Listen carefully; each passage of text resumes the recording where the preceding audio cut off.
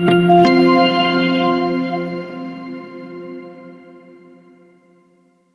what's up guys? So in this video, I want to talk to you guys about something called the window of opportunity. So when I say window of opportunity, I'm just referring to a period of time in which something is available to you, in which in the future it might not be available anymore, right? So right now, as I'm speaking, it's August of 2023.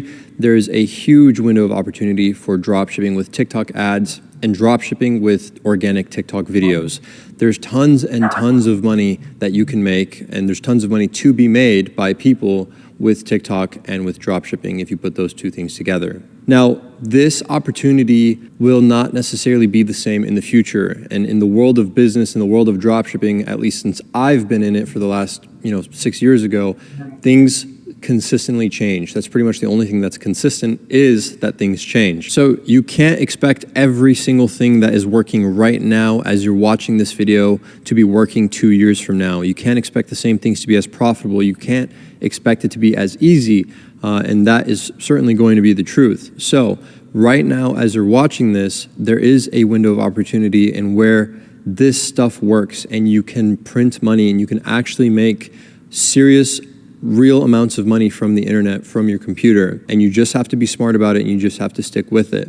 But that will not always be the case. I'm not saying it's going to be impossible in the future. I'm just saying it's going to be different, and different might be harder. Now, there's two main ways to capitalize on this window of opportunity, and that's running TikTok ads, where you actually physically pay for the ads, and creating organic TikTok content around your product or your service, and you make money that way. Quick little story. There's a kid at my church, and I go to a very small Romanian church, but there's a kid there who made a viral style like TikTok video, and he posted it and he centered it around his product, and he made $40,000 in a single day, and he's 16. Kid sold out instantly, doesn't even know what to do, like is making mistakes left and right, but is figuring out as he goes. And that's the world we live in. Like, for me, it's not even surprising anymore, but it still makes me so happy when I see like kids DMing me or coming up to me telling me about the success that they've had. It's not surprising in the slightest, because I've seen it happen so many times, and that is because we are in this window of opportunity right now, and people are taking advantage of it. So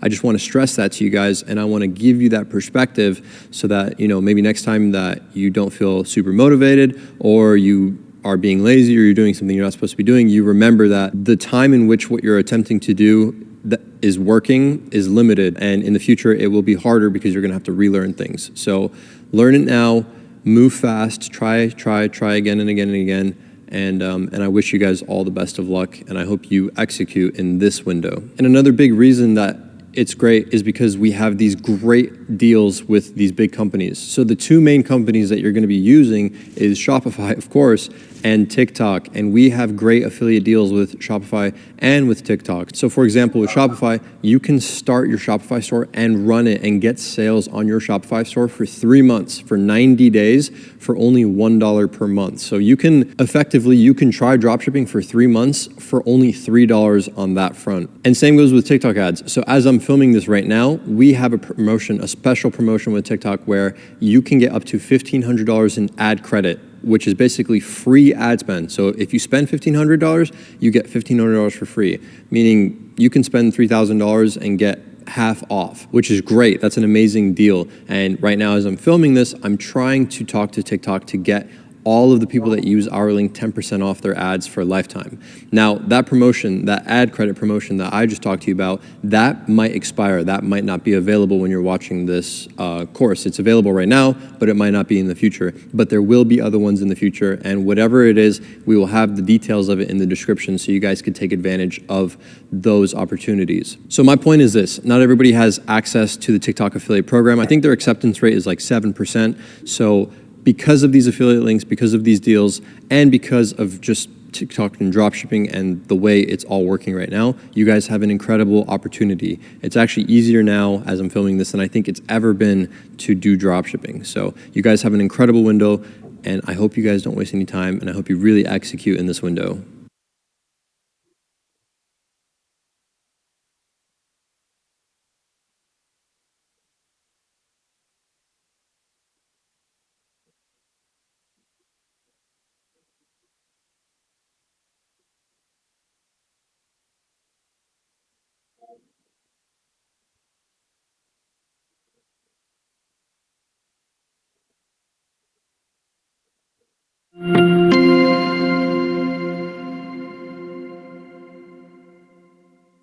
what is a mindset and why is it important? So let's start with what is a mindset. Let's define that. Let's define mindset. The definition of a mindset is an established set of attitudes. That's what Google says, at least. So my definition of mindset goes something like this. Mindset is a lens in which you view the world. So for example, if you think of having rose-tinted glasses on, you're going to see everything as tinted rose, right? And that's how I see a mindset. A mindset is how you decide to view the world. So people can have a growth mindset where they look at everything and they believe that they can grow, they believe that they can get better and change. People have a cynical mindset where they look negatively towards things. So if something happens, they will always see negative in it. People might have a hopeful mindset where you hope things will get better, or you are always hopeful that you're going to see improvement in the future. And I think that people can have multiple different mindsets at once. So that's what I believe a mindset is. It's an attitude. It's a way you look at the world. It's a way you treat the world based on the information that you get. Now, why is it important, right? So it's very important. And this advice and this information, I think, goes way beyond dropshipping. But ultimately, it's important because you need to have the right mindset to stay on track. Because when it comes to dropshipping or any other business in the world, in my opinion, or anything that requires effort that is hard to achieve, you're going to need to have a good mindset. You can't have a bad mindset. You can't look down on everything. You can't just keep thinking of yourself as a failure. You can't think cynically about everything. You can't let your emotions build up when something doesn't go your way and then just quit. Like, you need to have a good mindset in order to stay strong and stay on the tracks and not get derailed, so that you can keep going down the path that you want to go on, so that you can end up in the place that you want to be in. And so that's why mindset is very important. Now, in the next video, I'm going to talk to you guys about how to build a great mindset.